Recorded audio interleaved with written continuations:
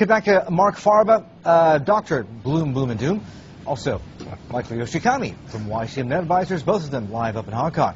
Dr. Faber, let me continue with you. Maybe not time to go and hide in your cave and stock up on food with your shotgun, as Sri was suggesting. But what are you telling investors to do with gold right now? Start stocking up or not?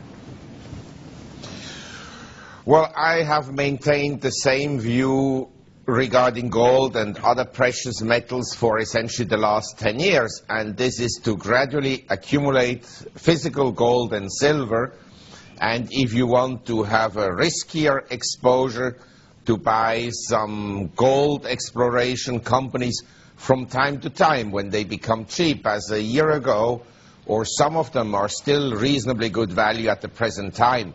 So this is, say, a long-term strategy, because in an environment where governments will print money, and I'm convinced they're going to bail out Greece, which means you transfer essentially bad assets onto the balance sheet of the government. And when that happens, the purchasing power of paper money goes down. It's not that precious metals go up, it's just that paper money goes down relative to precious metals. So in that environment, I think you and also Bernie should all accumulate some gold. I've told Bernie, since gold was at 300, the day the Swiss National Bank sold gold, I said to Bernie, now you should buy it, because that was a buy signal. This is a very Armageddon view of the world, though. I mean, you don't trust anybody. Yes, that is true. I don't trust anyone. And I don't even trust myself 100%. So here you have it. Yeah, sure. How can you trust yourself? You have to be. We are all humans. We make mistakes. Can I bring Mike into this quickly before we bring Karen into this chat here? You look skeptical. I've known you for a long time. I can read your body language. You know what it comes down to, Bernie? I think that Mark has a lot of great points. I think the reality of the end game, I don't agree with. I think they're all concerns. Look him in the eye and say that. No, that's okay. Who knows? Well, guys, to that I Michael, have to say. Sorry, guys. No, what I want to say. Fan mail here for Michael, but Dr. Doom, we do have some notes for you. Is China boom, boom, and boom, or boom, boom, and doom? Thoughts? Well, I want to tell you exactly what I think about China and also about the world. I think the growth, such as we have at the present time in China, is completely unsustainable in the long run.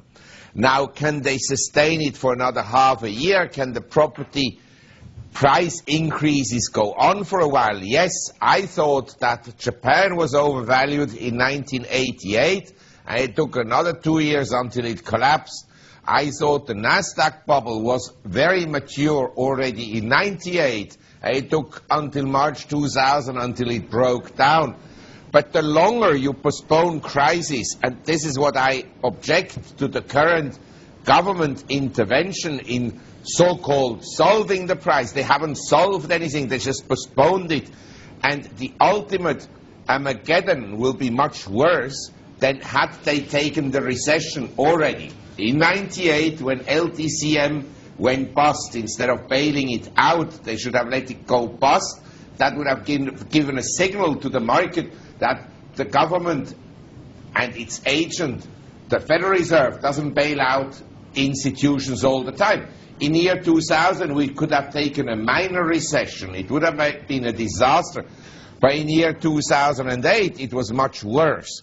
And the next time around, the governments will go bust, and we will be all doomed, because before they go bust, they'll print money, and they'll go to war. Okay.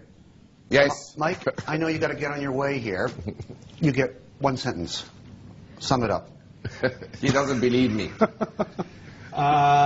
Look for concerns, but don't be paranoid. Don't be paranoid. That's my one sentence. Keep the lithium on hand.